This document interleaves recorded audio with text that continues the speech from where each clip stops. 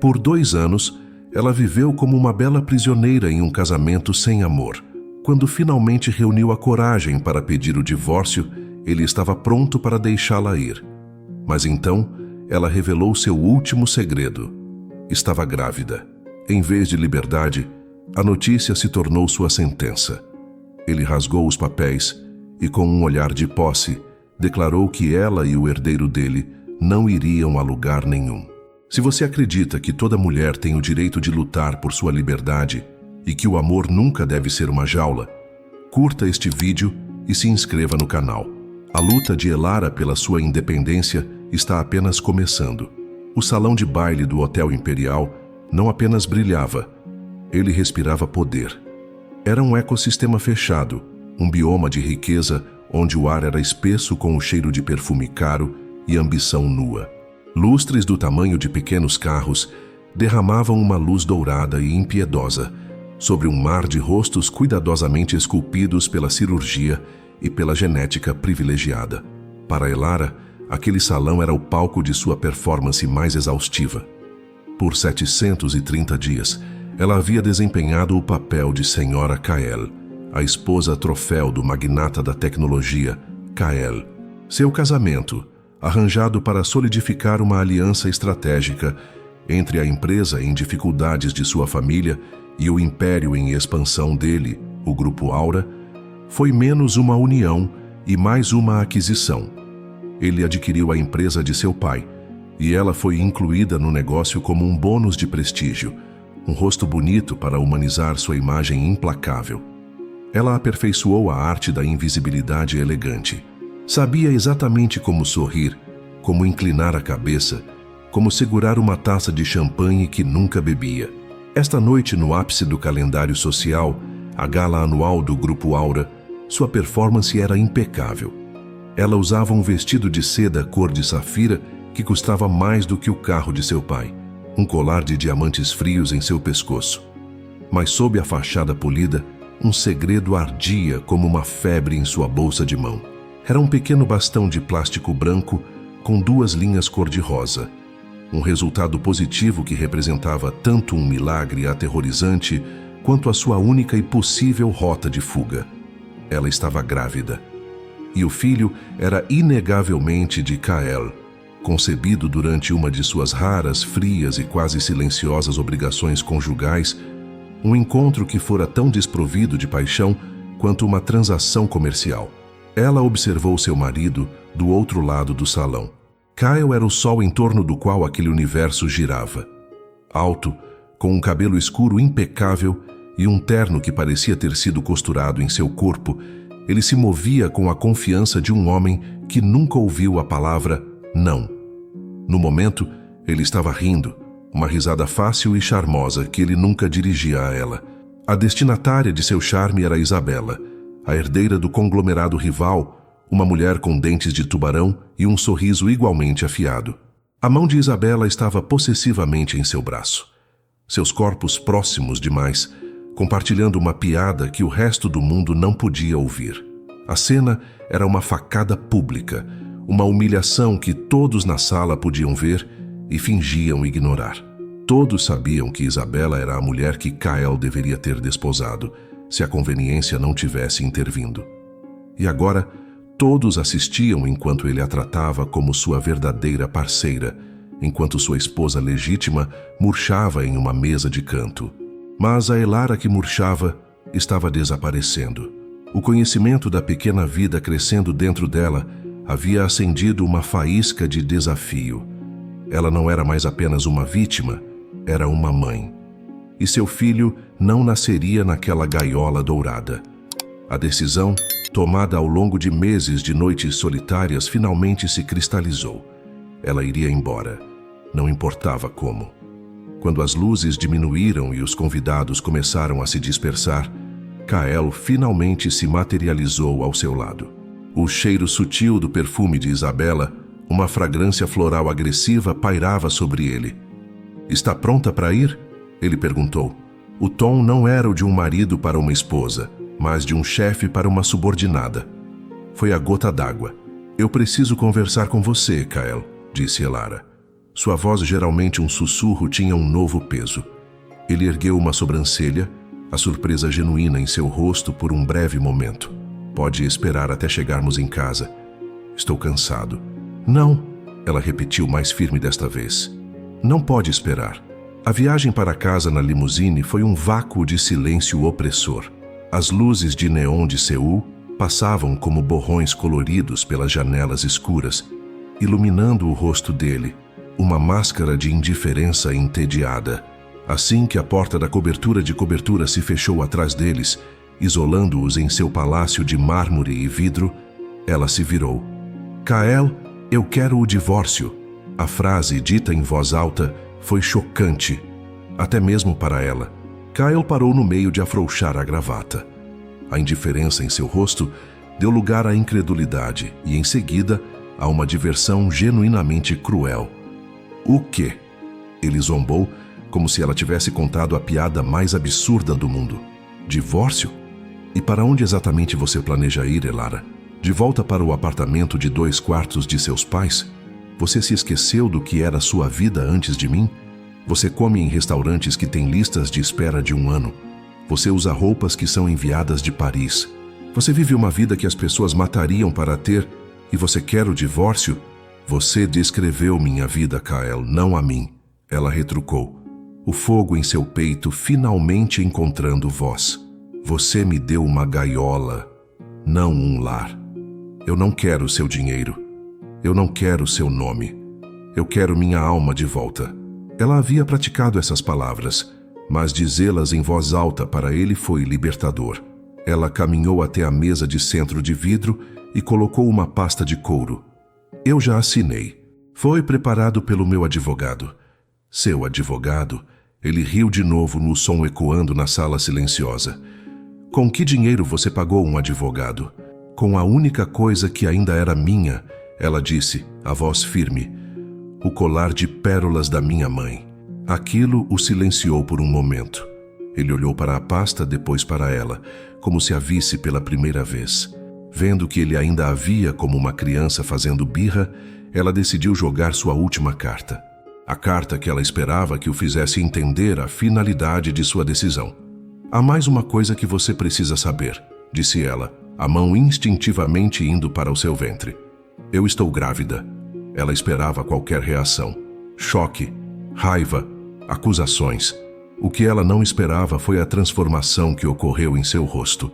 O sorriso de escárnio desapareceu, como se tivesse sido apagado. Seus olhos escuros, geralmente frios e distantes, focaram nela com uma intensidade nova e aterrorizante. Não era o olhar de um futuro pai. Era o olhar de um predador que acaba de avistar uma presa valiosa. Ele caminhou lentamente, deliberadamente até a mesa. Ele pegou os papéis do divórcio. Seus olhos nunca deixaram os dela enquanto suas mãos rasgavam o documento ao meio, um som limpo e violento. E então ao meio de novo. E de novo. Os pedaços de sua liberdade flutuaram e pousaram sobre o tapete caro. Grávida. Ele repetiu, a voz baixa, vibrando com uma nova emoção. Posse. Você está carregando meu filho, um herdeiro, o próximo na linha de sucessão do Grupo Aura. Ele deu um passo em direção a ela, invadindo seu espaço pessoal. Então vamos deixar uma coisa perfeitamente clara. O divórcio está fora de questão. Você não vai a lugar nenhum e essa criança... Ele fez uma pausa, o olhar caindo para a barriga dela. É minha. A palavra minha não era uma promessa de amor, era uma sentença. A criança que ela pensou que a libertaria havia se tornado a corrente mais forte de sua prisão. Se a imagem de um homem usando um filho para aprisionar uma mulher te revolta, comenta injustiça. A declaração de Kyle não foi o fim de uma conversa, foi o início de uma ocupação. A palavra minha se tornou a base para a nova arquitetura da vida de Elara. Uma vida onde cada parede, cada janela, cada porta era projetada para contê-la. Sua gaiola dourada foi reforçada com barras de cuidado e preocupação paternal. No dia seguinte, a mansão foi invadida por um exército silencioso, cada membro respondendo diretamente a Kyle. Surgiu uma nutricionista, uma mulher magra com um sorriso tenso que apresentava a Elara menus diários.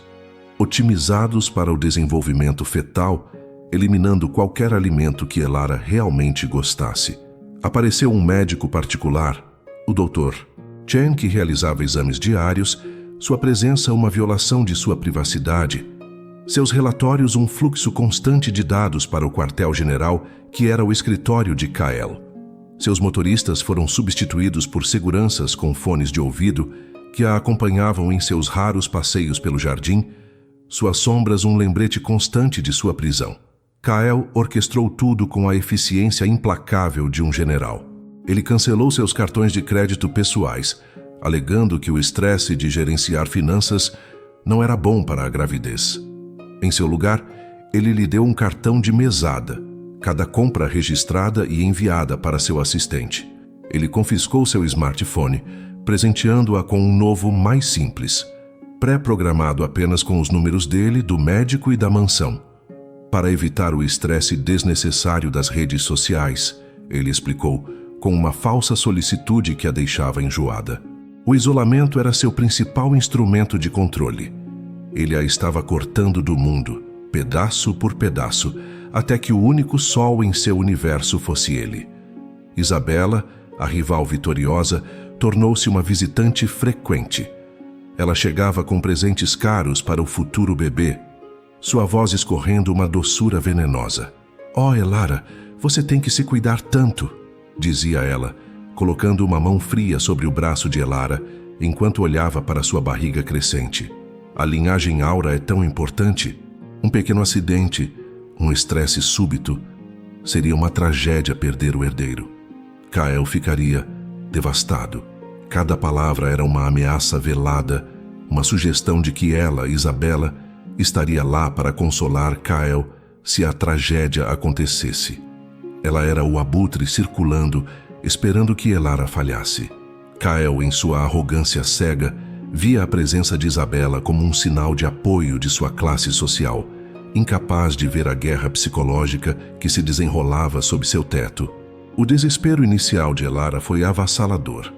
Ela se sentia como uma boneca em uma casa de bonecas, seus movimentos controlados por um mestre invisível. As longas noites eram as piores. Ela ficava acordada, a mão em sua barriga, sentindo a vida se mover dentro dela, e o medo a paralisava. Medo de Isabela, medo de Kael, medo de que seu filho nascesse para se tornar uma cópia de seu pai, frio e possessivo. Foi esse medo que, paradoxalmente, a salvou. Em uma noite particularmente escura, sentindo o chute vigoroso de seu bebê, a desesperança se transformou em fúria, uma fúria fria, silenciosa e calculista. Ela não era mais uma vítima. Era uma mãe leoa, e ninguém ameaçaria seu filhote. A prisão não a quebraria. Ela a transformaria em uma arma. Seu renascimento começou com um ato de rebelião silenciosa. Ela precisava de um aliado, uma brecha na fortaleza de Kael. Ela encontrou essa brecha na pessoa mais improvável, a senhora Lena, a governanta de cabelos grisalhos que estava na mansão desde que Kael era um menino. A senhora Lena era quieta e observadora. Ela vira a mãe de Kael, uma mulher gentil e artística, ser lentamente esmagada pelo peso do sobrenome Aura, e via a história se repetindo de forma ainda mais cruel com Elara. Havia uma tristeza em seus olhos que falava de uma lealdade a algo mais profundo do que seu empregador. Um dia, enquanto a senhora Lena trocava os lençóis da cama, Elara, em um sussurro quase inaudível, disse: «Eu preciso de um telefone, um que ele não conheça». A governanta não respondeu, mas na manhã seguinte, escondido sob uma pilha de toalhas limpas, estava um pequeno celular pré-pago e um carregador. Foi a primeira pedra que Elara removeu de sua parede da prisão. Aquele telefone se tornou sua arma secreta. O renascimento de Elara foi digital. Ela começou a documentar sua vida.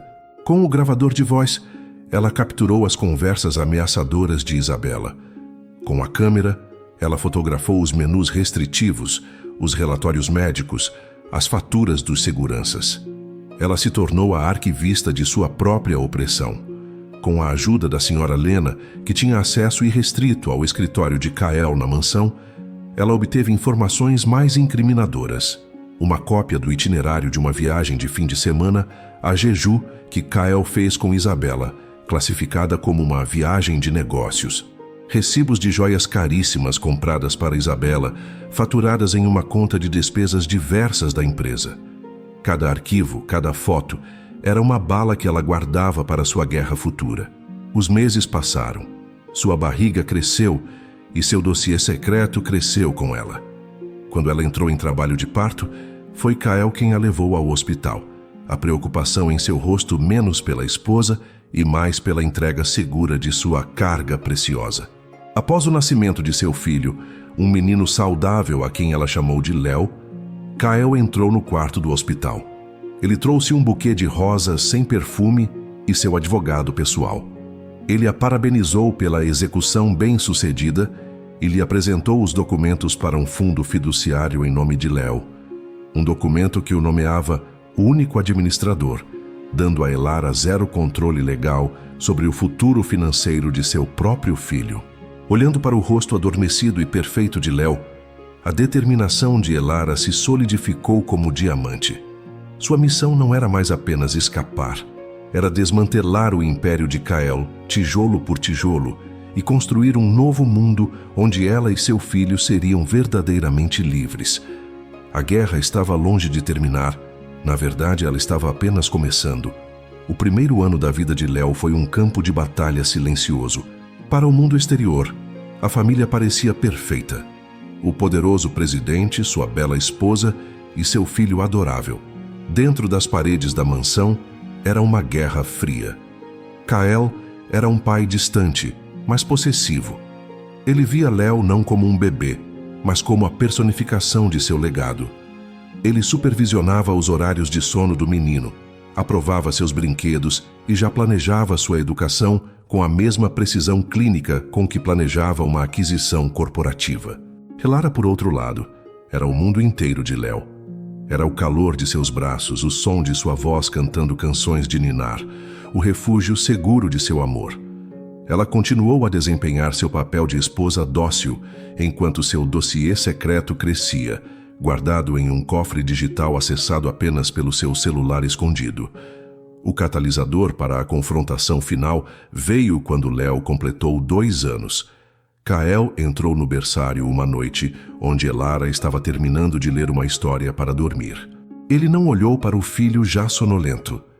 Em suas mãos, ele segurava uma brochura de couro com o brasão dourado da Academia Preparatória de Wellington, uma instituição conhecida por transformar os filhos da elite em réplicas impiedosas de seus pais.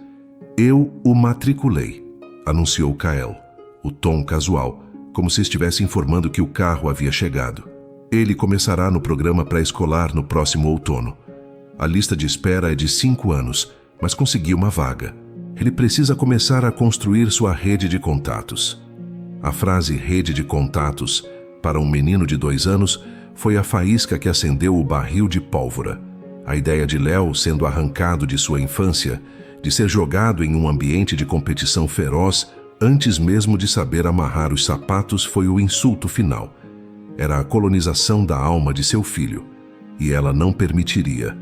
Naquela noite, a leoa dentro dela não rugiu. Ela se tornou perigosamente calma. Ela apenas assentiu. Um brilho de aço em seus olhos que Kyle, em sua arrogância monumental, não teve a capacidade de registrar. No dia seguinte, ela deu o primeiro passo em sua ofensiva. Usando o e-mail oficial da mansão, ela enviou uma mensagem concisa para a secretária executiva de Kyle, um ato tão inédito que causou uma pequena agitação no escritório dele. A mensagem dizia: "Por favor, informe ao presidente que solicito uma reunião formal com ele hoje, às 5 da tarde, em meu escritório. Assunto: o futuro do Grupo Aura e seus ativos." Kyle ficou mais divertido do que alarmado. Escritório dela? Ele presumiu que ela se referia à biblioteca da mansão, um cômodo que ela raramente frequentava.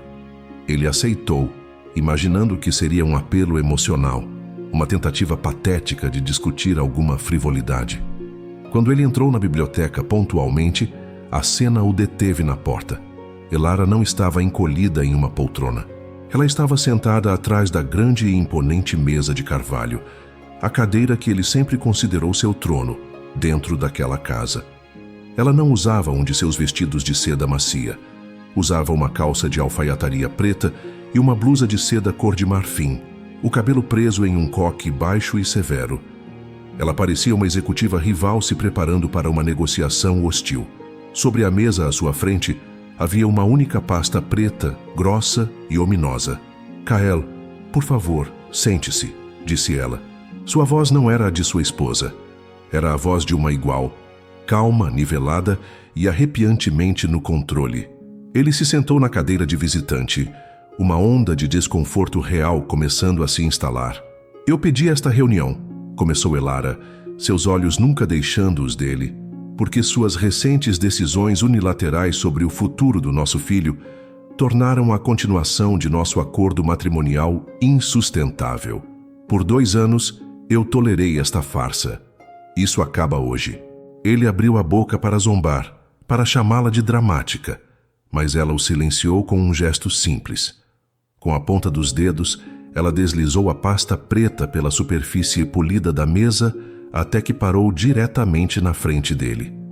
Antes de formular sua resposta, sugiro que analise o conteúdo deste documento.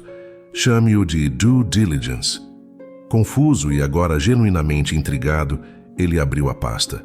A primeira página era uma transcrição com data e hora de uma das conversas de Isabela, onde ela sugeria que um acidente com Elara poderia ser benéfico.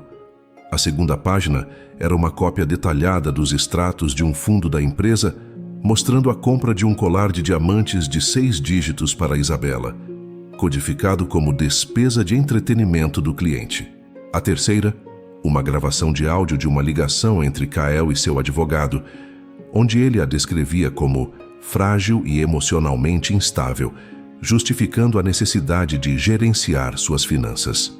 Havia dezenas de páginas, fotos, registros, cronogramas, a arquitetura de sua opressão dissecada com precisão forense. O sangue drenou de seu rosto. A mulher que ele via como um item de decoração, um acessório para seu status, havia secretamente conduzido uma operação de inteligência contra ele sob seu próprio teto. Ele ergueu os olhos lentamente, o choque paralisando seus pensamentos. A mulher sentada à sua frente era uma completa estranha, uma estrategista brilhante e implacável que o enganou completamente. A percepção o atingiu com a força de um impacto físico. Ele nunca esteve no controle. Ele estava vivendo na teia dela. O que é isso?" Ele conseguiu gaguejar, a arrogância evaporada substituída por um pavor frio e genuíno. "Isso", disse Elara, inclinando-se para a frente, seus olhos brilhando com um poder que ele nunca tinha visto antes. "É a minha nova proposta de divórcio. E desta vez, Kael, não é um pedido, é uma notificação. Você vai assinar e vai concordar com todos os meus termos." O reencontro não foi entre marido e mulher. Foi entre um rei que acabara de descobrir que era um peão e a rainha silenciosa, que controlava o tabuleiro o tempo todo. O choque de Kael durou exatamente 12 horas. Após uma noite sem dormir, onde o pavor deu lugar a uma fúria gelada, seus instintos de predador corporativo assumiram o controle. Ele estava encurralado, mas um animal encurralado é mais perigoso. Ele não iria se render.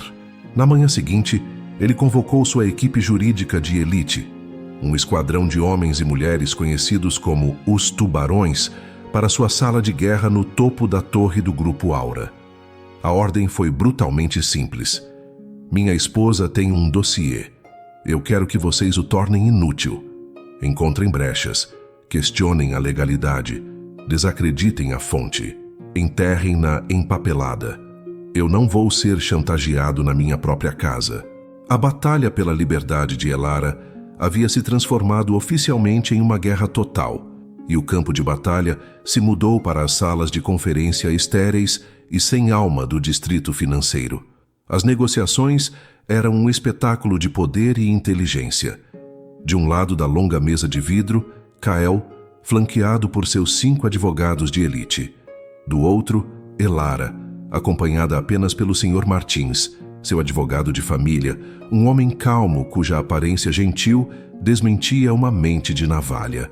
A equipe de Kyle atacou com força total.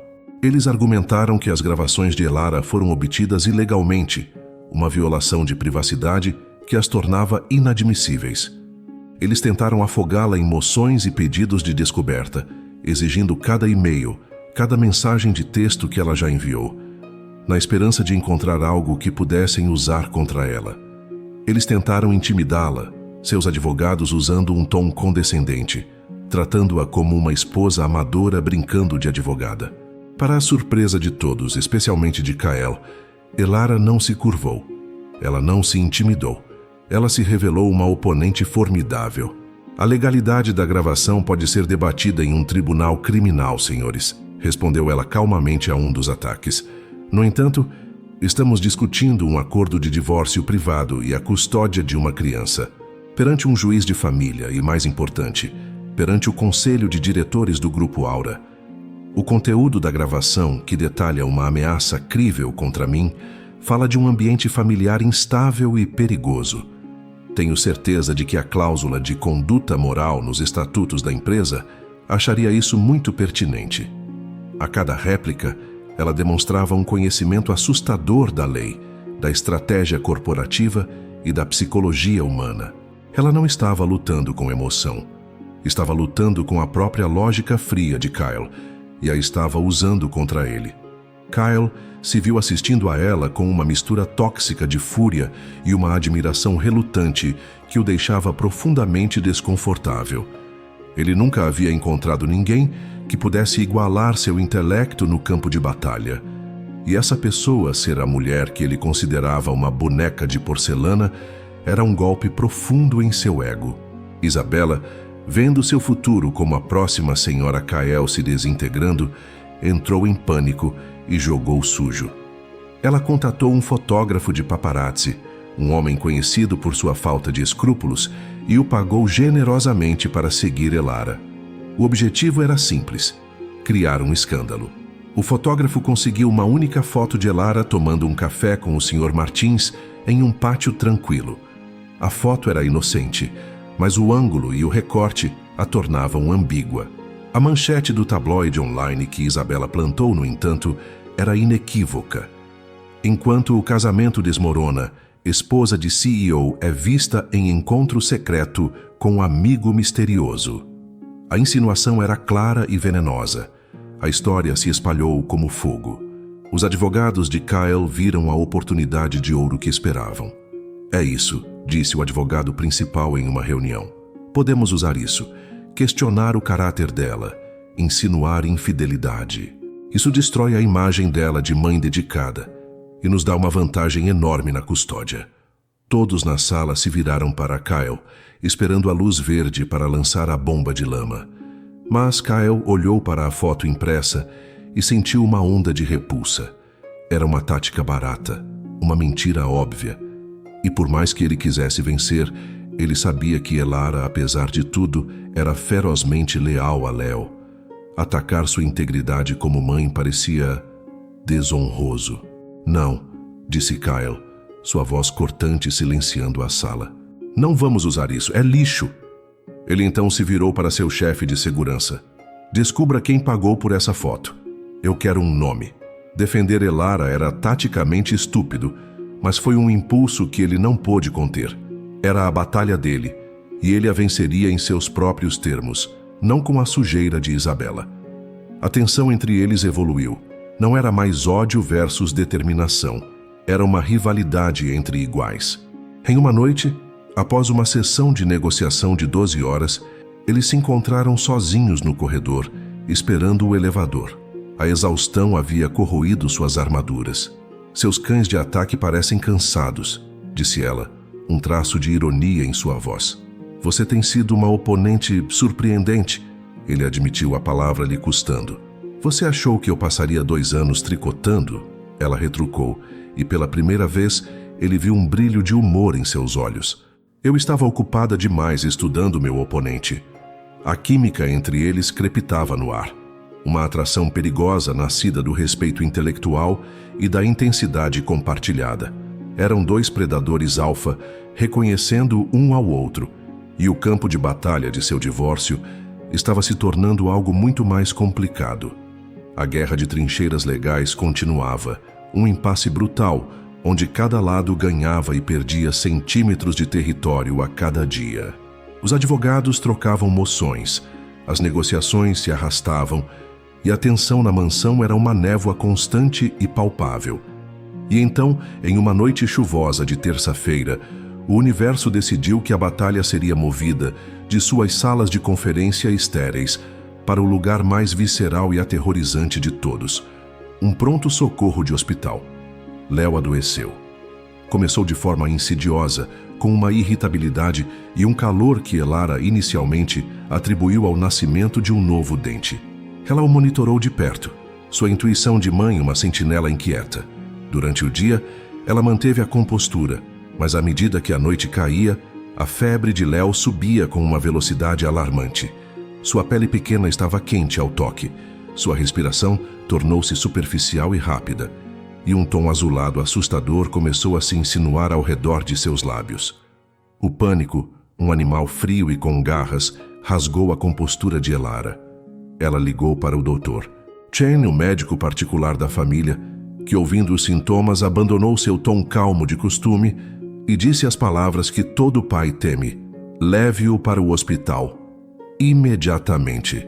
Naquele instante, a guerra de Elara contra Kael, seu dossiê, seus advogados, sua busca por liberdade, tudo se desintegrou em insignificância.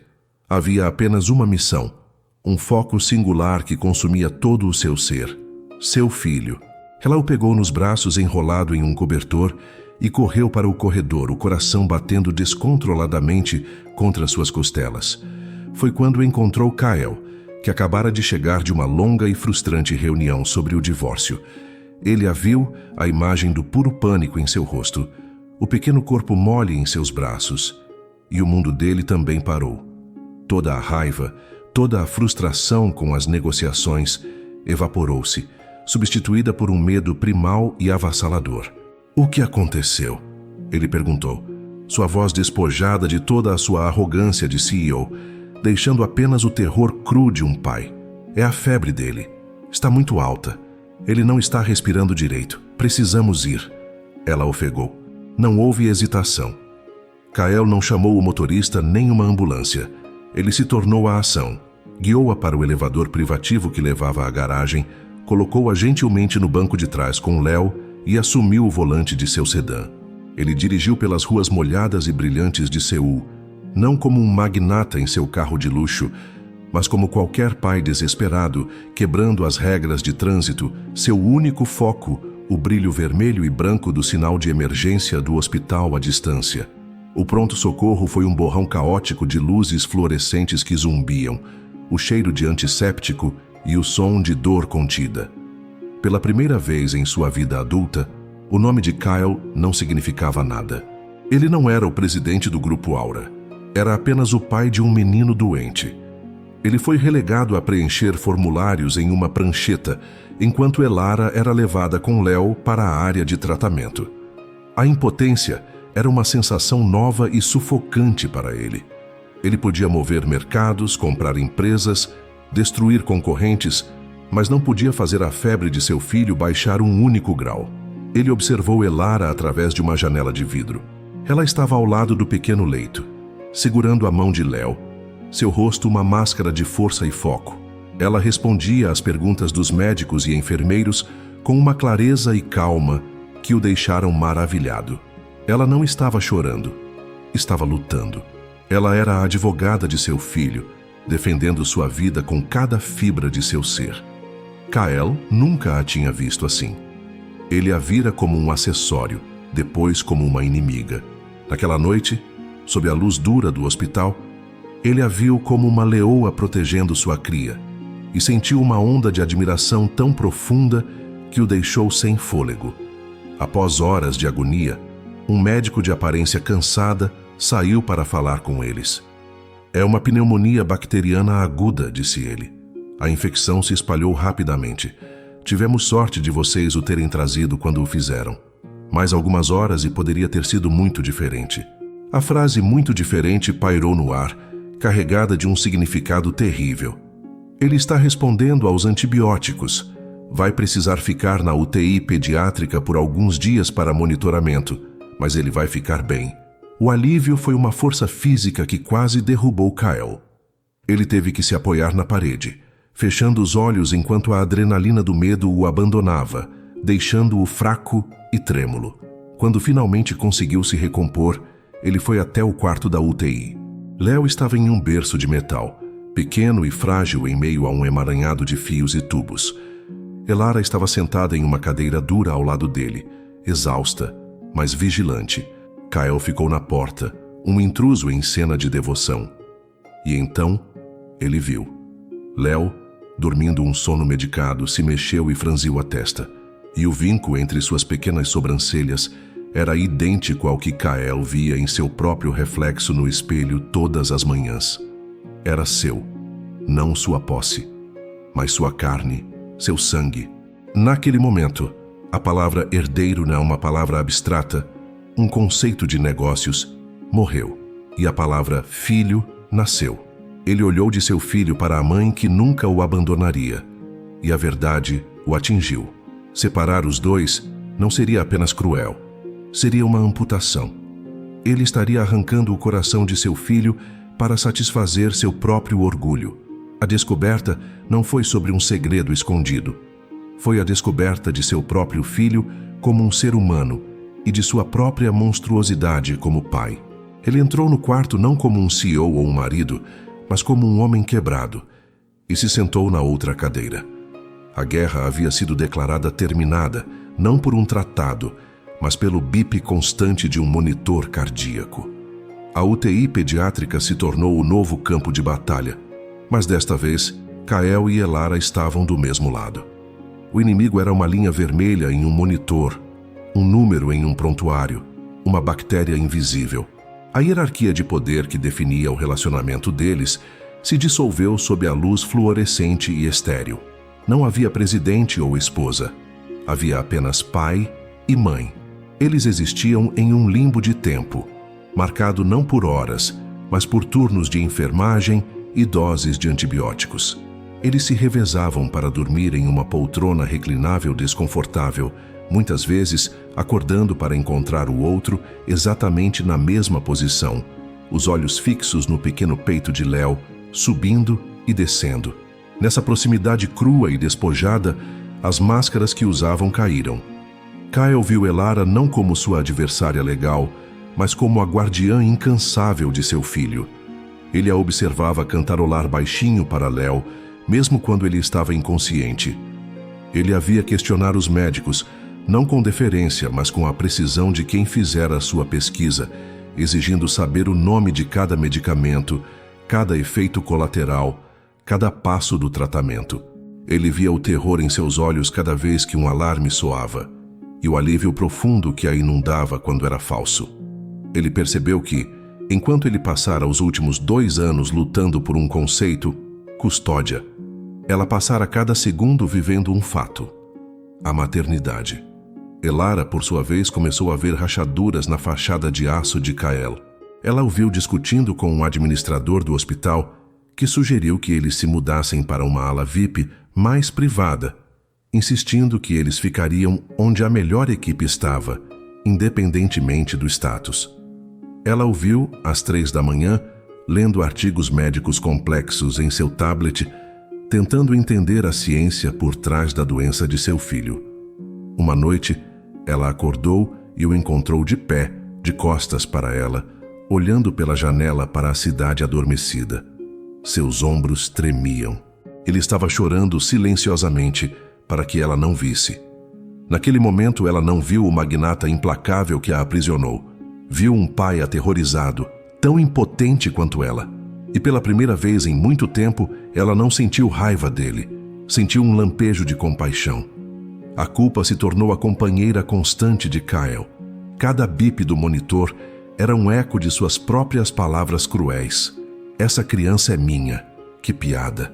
Ele mal conhecia a criança. Ele não sabia que Léo odiava purê de ervilhas, que ele só conseguia dormir com seu cobertor azul surrado, que o som de um caminhão de lixo o assustava. Elara sabia de tudo isso. Ela era o universo de Léo. Ele era um estranho. Seu arrependimento não era mais uma estratégia para vencer uma batalha legal. Era um peso esmagador em sua alma. Ele se arrependia de cada momento de indiferença, de cada palavra de desprezo, de ter transformado a experiência mais fundamental da vida em uma luta por poder. Quando a febre de Léo finalmente quebrou e ele foi transferido para um quarto normal, a atmosfera mudou. O medo agudo deu lugar a um cansaço profundo e a uma incerteza sobre o que viria a seguir. Uma tarde, enquanto Léo dormia pacificamente pela primeira vez em dias, Kael quebrou o silêncio. "Elara", ele começou, sua voz rouca pela falta de sono. Eu tenho pensado muito." Ela ergueu os olhos de seu livro, a expressão cautelosa.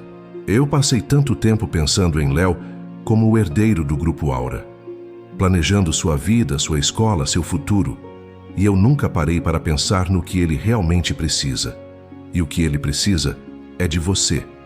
Mais do que qualquer escola de elite, mais do que qualquer fundo fiduciário, mais do que qualquer coisa que meu dinheiro possa comprar." Ele se levantou e caminhou até a pequena escrivaninha no canto do quarto. Ele pegou um pedaço de papel timbrado do hospital e uma caneta. Ele escreveu por um momento e depois voltou, estendendo o papel para ela. "Meus advogados vão me matar por isso, mas eu não me importo mais." Elara pegou o papel. Nele, com a caligrafia forte e decisiva de Kael, estava escrito: "Eu, Kael, concordo com a custódia física e legal exclusiva de nosso filho, Léo, para sua mãe, Elara. Renuncio a qualquer contestação e concordo com qualquer plano de visitação que ela, e somente ela, considere apropriado para o bem-estar de nosso filho." Ele havia assinado e datado. Era uma rendição total, incondicional. Ele estava lhe entregando a vitória que ela mais desejava em uma bandeja de prata. "Quando sairmos daqui", disse ele, a voz firme, mas os olhos cheios de uma dor profunda, "dê isso ao seu advogado. Prepare os papéis. Eu assinarei sem ler. Você e Léo merecem paz e merecem estar livres de mim." Era o seu maior ato de penitência. E, paradoxalmente, seu primeiro ato verdadeiro de paternidade. Ele estava colocando as necessidades de seu filho acima de seu próprio ego, mesmo que isso significasse perdê-lo. A folha de papel timbrado do hospital tornou-se um objeto pesado e estranho nas mãos de Elara. Era a materialização de sua vitória, a prova escrita de sua liberdade conquistada. Por dias ela a carregou em sua bolsa, sentindo seu peso a cada passo. Era tudo o que ela queria, tudo pelo que lutou. No entanto, em vez de uma onda de triunfo, ela sentia uma quietude desconcertante, uma sensação de anticlímax. Ela havia vencido a guerra, mas o silêncio que se seguiu era ensurdecedor. Ela não ligou para o Sr. Martins. A rendição incondicional de Kael permaneceu um segredo entre os dois, um tratado de paz não ratificado. O retorno para a mansão foi carregado de uma nova e estranha dinâmica. A hostilidade havia se dissipado, substituída por uma cautela educada. Kael, fiel à sua palavra, desmontou a estrutura de controle que havia construído ao redor dela. A nutricionista foi dispensada com um agradecimento formal. Os seguranças foram substituídos pelo motorista original da família. O acesso irrestrito aos seus próprios recursos financeiros foi restaurado sem alarde. Ele estava, peça por peça, desmantelando a prisão que construíra. Ele não estava mais lutando contra ela. Estava ativamente tentando se retratar de suas ações. Suas ações mais significativas, no entanto, eram as pequenas e não ditas. Ele começou a mudar sua rotina, algo que Elara nunca pensou ser possível para um homem tão rígido. Ele saía do escritório mais cedo. Em vez de ir direto para seu estudo, ele parava no quarto de brinquedos onde Elara estaria com Léo. Ele não interrompia. Apenas sentava-se em um canto, observando. Ele observava como Elara pacientemente empilhava blocos que Léo alegremente derrubava. Ele observava a maneira como o rosto de seu filho se iluminava em um sorriso radiante ao som da risada dela. Ele estava estudando, não um balanço financeiro, mas a linguagem do amor e da paternidade, uma língua da qual ele era completamente analfabeto. Um dia, Léo começou a dar seus primeiros passos vacilantes.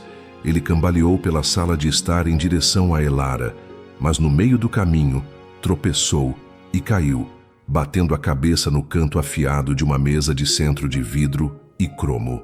O choro de susto de Léo foi agudo. Antes que Elara pudesse alcançá-lo, Kyle, que estava do outro lado da sala, atravessou o espaço em 2 grandes passos. Ele pegou o filho com uma gentileza que ainda a surpreendia, acalmando-o com sussurros enquanto examinava o pequeno galo em sua testa. Seus olhos então se fixaram na mesa de centro, a fonte da dor de seu filho, e seu rosto se endureceu com uma raiva fria. Ele não disse uma palavra, mas na manhã seguinte, quando Elara desceu, a mesa de design cara e perigosa havia desaparecido. Em seu lugar, havia uma grande otomana de couro macio, sem cantos, segura e convidativa. Ele não pediu crédito. Ele simplesmente viu um problema, um risco para seu filho, e o eliminou. A cura da ferida mais profunda de Elara, no entanto, veio de um lugar inesperado. Certa tarde, Kyle a encontrou na biblioteca. "Eu sei que você era uma artista", ele disse, a voz hesitante. Antes de tudo isso." Elara o encarou, surpresa por ele saber ou se lembrar daquela parte de sua vida, a parte que ela mesma havia enterrado. A antiga estufa nos fundos do jardim não tem sido usada há anos, continuou ele. "Eu pedi a uma equipe para limpá-la e reformá-la." Ele estendeu a mão. "Venha ver." Cética, ela o seguiu. A estufa, antes um lugar abandonado de vidro sujo e vasos quebrados, havia sido transformada. As paredes de vidro agora brilhavam, e o teto havia sido equipado com clarabóias que inundavam o espaço com uma luz natural perfeita. O interior estava limpo e vazio, exceto por um único cavalete de madeira no centro, um conjunto completo de tintas a óleo da melhor qualidade e uma pilha de telas em branco. "Eu sei que eu tirei muito de você, Elara", disse Kyle, sua voz baixa e cheia de um remorso palpável. "Eu tirei sua liberdade, seus amigos, sua paz de espírito. Eu não posso devolver esse tempo. Mas talvez eu possa devolver isso." Ele gesticulou para o estúdio. "Este espaço é seu. Somente seu. Ninguém vai te incomodar aqui. Não há câmeras. É apenas seu." Ele não estava apenas lhe dando um quarto. Ele estava reconhecendo a alma que ele havia tentado sufocar. Ele estava lhe dando um santuário. Naquele momento, Elara sentiu a primeira rachadura real na muralha de gelo que construíra ao redor de seu coração. Naquela noite, depois de colocar Léo para dormir, ela foi para o estúdio. Ela abriu um tubo de tinta azul, a cor do vestido que usara na noite em que pediu o divórcio. Ela apertou a tinta na paleta e, pela primeira vez em anos, começou a pintar. As pinceladas eram furiosas no início, uma explosão de dor e raiva contidas, mas, lentamente, outras cores se juntaram. Amarelos de esperança, verdes de vida nova. As lágrimas escorriam por seu rosto, misturando-se com o cheiro de terebintina. Era uma catarse. Ela estava pintando sua dor para fora, e no processo criando espaço para algo novo. O homem que a aprisionou foi o mesmo que lhe deu a chave, e pela primeira vez, ela olhou para o pedaço de papel dobrado em sua gaveta, a rendição dele, e se perguntou se a liberdade era realmente sobre ir embora ou sobre ter a escolha de ficar. A frágil paz que se instalava na mansão era um ecossistema delicado, e uma cobra estava prestes a invadir o jardim. Isabela, exilada do círculo íntimo de Kyle e humilhada pela indiferença dele, observava a reaproximação do casal com uma fúria venenosa. A notícia da doença de Léo e da subsequente trégua não a comoveu. Pelo contrário, a enfureceu. Em sua mente distorcida, Elara não era uma mãe dedicada, mas uma manipuladora genial que usara a doença do próprio filho para reconquistar seu lugar e garantir sua fortuna. Consumida por um ciúme que beirava a obsessão, Isabela decidiu lançar um ataque final, não contra Kyle, mas contra a mulher que ela via como a usurpadora de seu destino. Sua arma de escolha foi a opinião pública, o tribunal mais cruel de todos. Ela usou sua considerável fortuna e suas conexões na mídia para orquestrar uma campanha de difamação meticulosa e devastadora. Ela contatou blogueiros de fofocas, vazou informações para colunistas de tabloides e, o mais prejudicial de tudo, subornou um dos médicos residentes do hospital onde Léo foi tratado. A narrativa que eles teceram juntos era uma obra-prima de crueldade. As manchetes eram sensacionalistas. Mãe Cinderela usa filho doente para prender marido bilionário.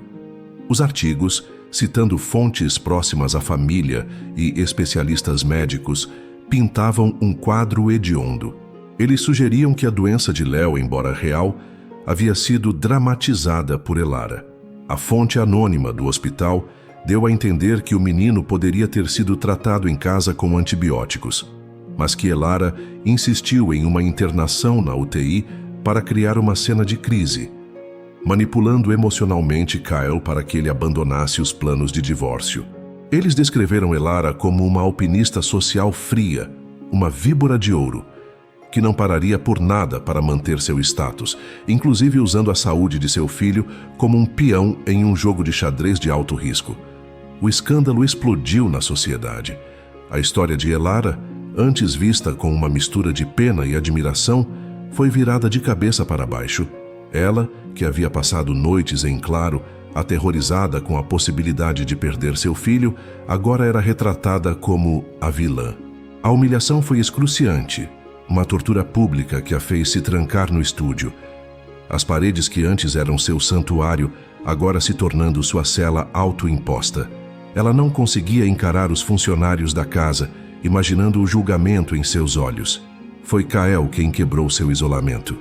Ele entrou no estúdio e a encontrou sentada no chão, cercada por tablets e jornais, cada um exibindo seu rosto ao lado de manchetes venenosas.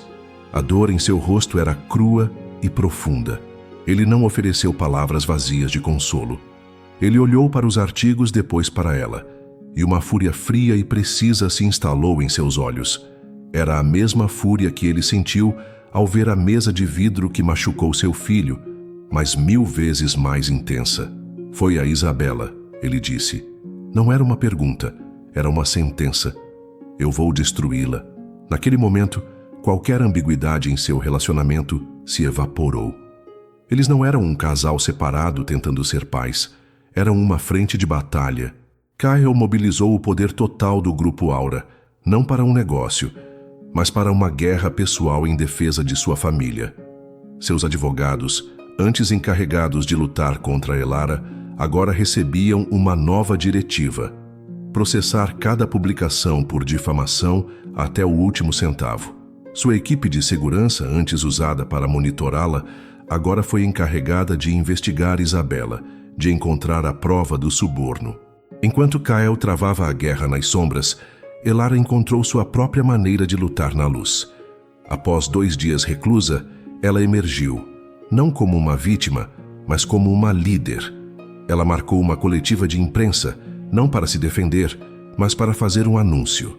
Na frente de um mar de câmeras e microfones, com Kyle de pé silenciosamente ao seu lado como um guarda de honra, ela anunciou a criação da Fundação Léo. A organização, financiada inteiramente por sua fortuna pessoal, seria dedicada a fornecer tratamento médico de emergência para crianças cujas famílias não podiam arcar com os custos. Nenhuma mãe deveria ter que se preocupar com dinheiro quando a vida de seu filho está em jogo, disse ela, a voz firme e cheia de uma convicção inabalável. Foi um golpe de mestre. Ela não se dignou a responder às acusações. Ela as tornou irrelevantes, transmutando o veneno deles em um ato de pura generosidade. Enquanto a coletiva de imprensa ainda estava acontecendo, a equipe de Kyle obteve sucesso. Eles conseguiram uma gravação do médico residente confessando ter recebido uma grande quantia de Isabela para vazar informações médicas confidenciais e distorcidas. No final do discurso de Elara, Kyle subiu ao palco. Ele parabenizou publicamente Elara por sua força e generosidade. E então ele disse: "E para aqueles que questionaram os eventos das últimas semanas, talvez isso esclareça as coisas." E ele tocou a gravação para todo o mundo ouvir. A derrota de Isabela foi instantânea, total e humilhante. Em meio ao caos que se seguiu, Kael e Elara se encontraram nos bastidores. A adrenalina da vitória pairava no ar. Eles se olharam e, pela primeira vez em muito tempo, um sorriso genuíno se formou nos lábios de ambos. "Nós conseguimos", ele disse. "Sim", ela respondeu. "Nós conseguimos." A ameaça final não os quebrou. Ela os forjou em uma aliança inquebrável, uma parceria construída sobre a base de uma batalha vencida, lado a lado. A vitória sobre Isabela foi mais do que uma vitória legal ou de relações públicas. Foi a catarse final.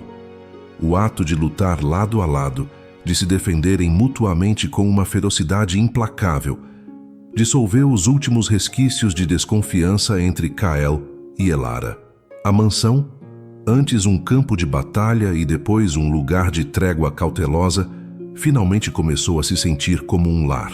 A questão do divórcio pairava no ar, não mais como uma ameaça, mas como um assunto inacabado, um capítulo que precisava de um final adequado para que um novo pudesse começar. Kael sabia que o próximo passo deveria ser dele. Ele entendia agora que a verdadeira redenção não estava em simplesmente ceder, mas em reconstruir ativamente. Ele precisava de um gesto que não apenas reconhecesse o passado, mas que propusesse um futuro inteiramente diferente, um futuro baseado nas pessoas que eles haviam se tornado, não nas que eram. Ele passou semanas planejando, não com a precisão de um CEO organizando uma fusão, but com a atenção de um homem tentando consertar a coisa mais preciosa de sua vida. Ele escolheu o local com um simbolismo profundo, o estúdio de arte que ele construiu para ela. Aquele espaço era a metáfora de sua jornada, um lugar que nasceu de seu arrependimento e se tornou o santuário da cura dela. Em uma noite de sábado, depois que Léo foi colocado para dormir pela babá, Kael pediu a Elara que o encontrasse no estúdio. Quando ela entrou, o cheiro de tinta a óleo e terebintina estava misturado com o aroma suave de centenas de velas que iluminavam o espaço. No centro da sala, sobre um grande cavalete, não havia uma tela, mas sim 2 objetos lado a lado, emoldurados como peças de um museu. À esquerda estavam os pedaços dos papéis do divórcio que ele havia rasgado com tanta arrogância, meticulosamente colados de volta em um fundo preto. À direita estava a folha de papel timbrado do hospital, com sua nota de rendição incondicional. Eram os artefatos de sua guerra, as relíquias de seu fracasso e de seu despertar. "Eu estive pensando muito sobre nossa história", começou Kael, sua voz calma e ressoando no espaço silencioso. Ele caminhou para ficar ao lado dela, seus olhos fixos nas molduras. "Começou com isso", ele disse, apontando para os papéis rasgados. "Com meu orgulho, com a minha crença de que eu tinha o direito de te possuir, de ditar sua vida. Foi o meu maior erro." Ele então se virou para a outra moldura. "A isso foi onde eu pensei que a história terminaria", disse ele, apontando para a nota de rendição. "Com meu arrependimento, com a minha aceitação de que a única coisa certa a fazer era te libertar, mesmo que isso significasse viver o resto da minha vida sabendo que eu te perdi. Mas eu estava errado de novo. Libertar você não é o suficiente." Ele se virou para encará-la, e em seus olhos havia uma vulnerabilidade que ela nunca imaginou ver no poderoso Kael. "Eu não quero viver uma vida sem você, Elara. Eu não quero ser apenas o pai de seu filho, um coparente em um acordo amigável. Eu quero ser seu parceiro. Eu quero ser o homem que te vê pintar à meia-noite e te traz uma xícara de chá. Eu quero ser o homem que ri com você das coisas bobas que Léo faz. Eu quero ser o homem que segura sua mão não para te prender, mas para te apoiar." Ele então lentamente se ajoelhou. O gesto, vindo daquele homem, naquele lugar, foi de uma humildade avassaladora. Ele não tirou um anel do bolso. Em vez disso, ele abriu as mãos vazias na sua direção. Nosso primeiro casamento foi um contrato. Foi sobre negócios, aparências e posse. Foi uma mentira. Eu estou pedindo uma segunda chance para fazer a coisa certa. Para construir um casamento de verdade, baseado em respeito, admiração e amor. Um amor que eu fui tolo demais para reconhecer, mas que agora é a única coisa que move meu mundo. Elara, eu não estou pedindo para você me perdoar pelo passado. Estou pedindo para você me permitir construir um futuro com você que seja tão bom que um dia possamos olhar para estas molduras e sorrir. Você quer começar de novo? Você quer se casar comigo, Elara? De verdade desta vez? As lágrimas que Elara derramou não eram de dor ou tristeza. Eram de liberação. O homem à sua frente havia completado a jornada mais longa e difícil, não de um continente para outro, mas de um coração arrogante para um coração humilde. Ela via o passado, o presente e a promessa de um futuro em seus olhos. Ela estendeu a mão e tocou seu rosto. Sim, ela sussurrou, a palavra cheia de todo o peso e toda a leveza de sua jornada. Sim, Kael, eu me caso com você. Se esse pedido te fez suspirar, comenta amor.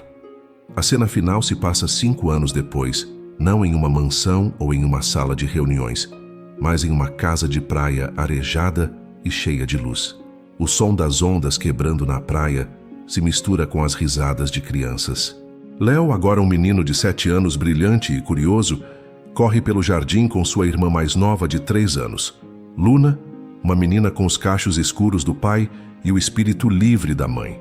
Elara está na varanda, seu trabalho artístico agora aclamado internacionalmente.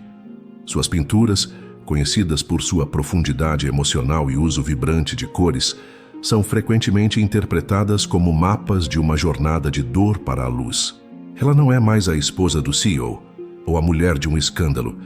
Ela é simplesmente Elara, a artista. Ela observa seus filhos brincando, um sorriso sereno em seu rosto. Kyle se aproxima por trás, envolvendo-a em um abraço familiar. Ele não é mais o CEO implacável do Grupo Aura. Ele assumiu o cargo de presidente do conselho, uma posição mais estratégica que lhe permite passar mais tempo com sua família e administrar a Fundação Léo, que se tornou uma das maiores e mais influentes organizações de saúde infantil da Ásia. A arrogância se foi, substituída por uma calma confiança e um calor que é reservado especialmente para sua família. No que você está pensando? Ele pergunta, beijando o topo de sua cabeça. Eu estava pensando em como a vida é estranha. Ela responde, inclinando-se para ele. Como os piores momentos podem de alguma forma levar aos melhores. Você se arrepende de alguma coisa? Ele fica em silêncio por um momento, observando seus filhos. Eu me arrependo de cada segundo de dor que eu te causei, ele diz, sua voz sincera. Mas eu não posso me arrepender da jornada que nos trouxe até aqui.